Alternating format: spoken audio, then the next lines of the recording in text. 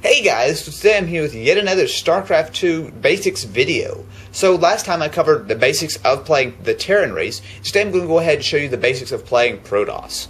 So Protoss are a really fun race. They have a lot of unique perks, as all the races do. So I'm going to go ahead and just show you some of the really basics about Protoss. So again, I'm going to go ahead. I hope you did watch that video because I did get into some of the basics that apply to all races. So I'm not really going to go ahead and get into everything here, but I will show you some of the unique things to the Protoss race.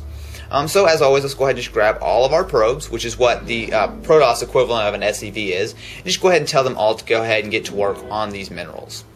So now we can go ahead and come over to the Nexus, which is the Protoss equivalent of a command center for the Terran.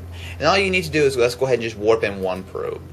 Now, as always, it's always a great idea to morph in waypoints. So let's go ahead and just right-click on these minerals. So as soon as the probe is done, it will go ahead and immediately get to work. Like I said, the Protoss race has a lot of unique advantages. One of which is shields. Now, I don't really want to get too much into detail as far as that, but basically what shields are is that, like, let's say, just go ahead and pick this. So you can see here, he has 20 shields and 20 life. So that's the blue and that's the green.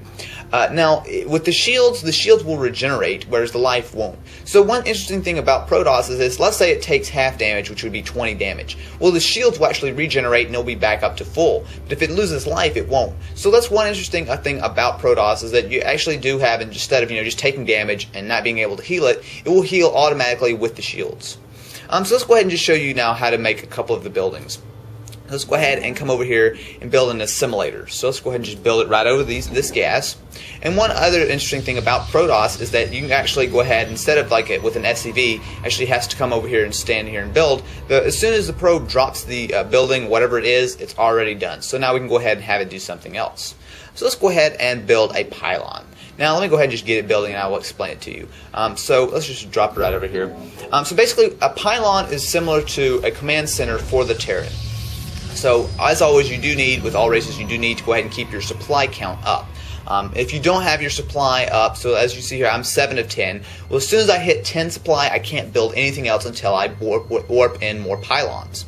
So that's very, very key. You always have to really keep a good eye on your pylons and keep your supply count very high. So, here we go. But one thing about pylons is that they also power Protoss buildings. So what that means is basically, let's go ahead and just pick our probe and let's build a gateway. So let's go ahead and build a gateway. Now, as you can see here, around this pylon there's a blue ring. So as you can see here, I can build this gateway anything around here. But if I try to move this gateway outside, it's not going to be powered and it won't work. So go ahead and just drop this gateway here. So basically, you always need to plan your buildings out, because Protoss buildings will not be able to be used unless you have a pylon powering them in the vicinity. So it's always a good idea to, like if this is your base, maybe put a pylon here, to make sure you do have good coverage for your buildings. So while we're morphing in this gateway, which I'll explain what you do with that in just a minute, let's go ahead and take this probe and build one more thing. So let's go ahead and build, let's go ahead and build a forge. Again, I don't want to explain too much. I don't want to get too in-depth about this, but I'm just warp in a couple of units just to kind of show you what it means. Actually, let's go ahead and this probe. We're done with this, so let's go ahead and just tell it to get on the gas. Of course, you do need a maximum of 3 probes to go ahead and harvest your gas for the best effect. So as you can see here, this gateway is almost complete, and I will tell you what that forge does in just one second. So basically, this is just a really simple tutorial about how to play Protoss. I'm not going to go ahead and get into anything more in-depth, maybe build orders and all that kind of stuff, maybe at a later date, but for the basics, just kind of show you how to control the race. So let's go ahead and just show you what to do with a gateway. So just by itself, a gateway will be able to warp in a zealot. So let's go ahead and just do one of those right now. A zealot is basically a really basic unit. Really doesn't do a whole lot other than just, it's just a melee attack. But it's pretty bulky, and a zealot is going to be any good Protoss player will get some zealots for your army composition. It's always a really good unit. Now, if we've gone over here to the forge, basically it is for weapons upgrades. As you can see here, we have 3 options. We have ground weapons, we have ground armor, and then we have shields. So if we have enough minerals and gas to go ahead and do this, we can go ahead and upgrade all of our units. So, for example, ground weapons would increase this zealot's weapons as well as all of the other zealots and anything else melee we have on the field, etc., etc., for all of the other upgrades. So it's pretty simple.